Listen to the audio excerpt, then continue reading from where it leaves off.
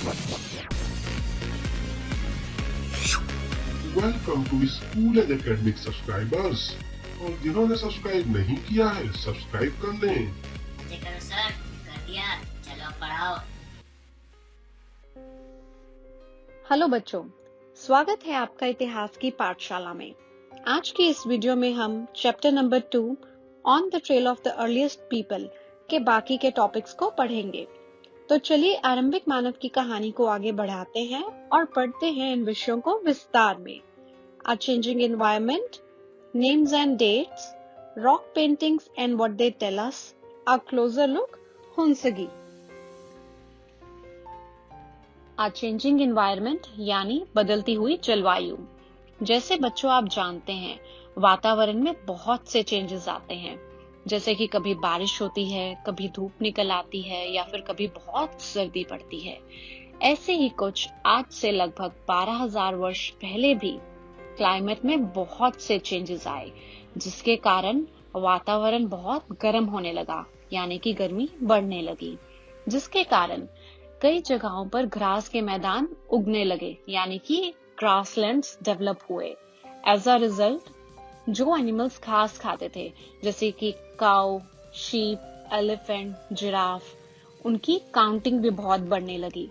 तो जो लोग शिकार करते थे, वही अपने शिकारी चाचा लोग, वो लोग अब उन एनिमल्स को फॉलो करने लगे और उनकी फूड हैबिट्स और उनकी ब्रीडिंग सीजन्स के बारे में भी जानने लगे, और शायद वो उन्हें एज अ पेट की तरह रखने के बारे में भी सोचने लगे। फिशिंग ऑल्सो बिकेम इम्पोर्टेंट, और इसी समय के दौरान सब कॉन्टिनेंट्स यानी उपमहाद्वीप के भिन्न भिन्न इलाकों में वीट, बार्ले जैसे ग्रेन्स नेचुरली ग्रो करने लगे। People might have collected those grains as food and learned where they grew and when they ripened. शायद इसी से उन्होंने खुद से फसलों या फिर पौधों को उगाने के बारे में भी सोचा हो।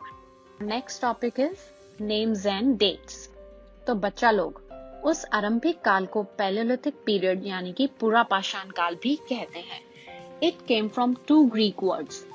Paleo means old यानी कि पुराना, एंड लिथोस मीन्स स्टोन यानी पत्थर। ये नाम पुरा स्थलों से मिले पत्थर के औजारों की इम्पोर्टेंस को बतलाते हैं।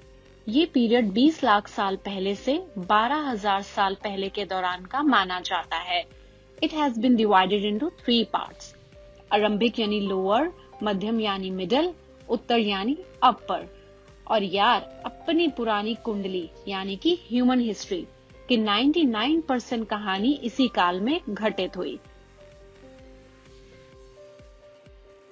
मेसोलिथिक यानी मध्यम पाषाण, the period when we find environmental changes. ये पीरियड 12,000 वर्ष पहले से लेकर 10,000 वर्ष पहले तक का माना जाता है। इस समय के पत्थर के औजार बहुत छोटे हुआ करते थे। That's why it's called microliths यानी लघु पाषाण। अगले युग की शुरुआत 10,000 साल पहले से होती है। इसे नियोलिथिक यानी नवपाषाण युग भी कहते हैं, and we will study about it in the upcoming chapter. Rock painting and what they tell us यानी कि शैल चित्रकला, इनसे हमें क्या पता चलता है। उस समय लोग गुफा यानी केव्स में रहते थे। उनमें से कुछ गुफाओं की दीवारों पर एनिमल्स के पेंटिंग्स मिले। इनके कुछ बहुत अच्छे उदाहरण मध्य प्रदेश और दक्षिण उत्तर प्रदेश में मिलते हैं। आज का हमारा आखिरी टॉपिक है Hunsgi. A number of Paleolithic sites were found here. At some sites, a large number of tools used for all sort of activities were found. ये शायद हैबिटेशन कम फैक्ट्री साइट्स थी।